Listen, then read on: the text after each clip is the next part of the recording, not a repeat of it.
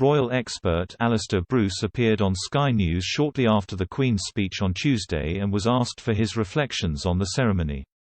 Mr. Bruce highlighted the very touching role played by Prince Charles, who has inherited the title of Duke of Edinburgh and accompanied the monarch to Parliament. Her Majesty had traditionally been escorted to the state opening by her late husband, Prince Philip, until his retirement in 2017. Mr. Bruce told Sky News, "I thought it was very touching that for the Queen when her husband died as Duke of Edinburgh his eldest son inherited. So the Queen was escorted into the House of Lords by the Duke of Edinburgh." Earlier he said, "Yes, the Duke of Edinburgh died recently but she has always been expecting that in an elderly husband. So I think she was determined to make sure that her work carried on. The ceremony has worked perfectly because it has delivered. The principal moments of seeing the Crown and Monarch coming into Parliament and the House of Lords for the speech of the Monarch.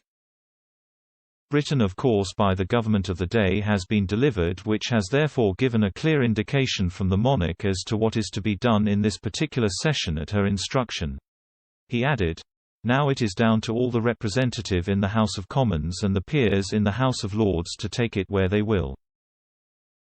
The monarch outlined a number of government policy proposals in her address to MPs and peers. The Queen said, "My government's priority is to deliver a national recovery from the pandemic that makes the United Kingdom stronger, healthier and more prosperous than before. To achieve this, my government will level up opportunities across all parts of the United Kingdom, supporting jobs, businesses and economic growth and addressing the impact of the pandemic on public services.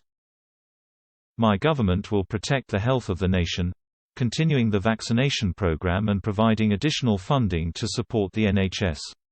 Her Majesty added, "My government will ensure that the public finances are returned to a sustainable path once the economic recovery is secure. Measures will be brought forward to ensure that children have the best start in life, prioritizing their early years.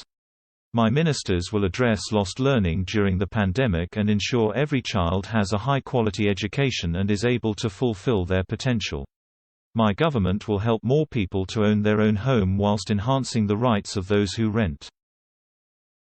Laws to modernize the planning system, so that more homes can be built, will be brought forward, along with measures to end the practice of ground rents for new leasehold properties. My ministers will establish in law a new building safety regulator to ensure that the tragedies of the past are never repeated.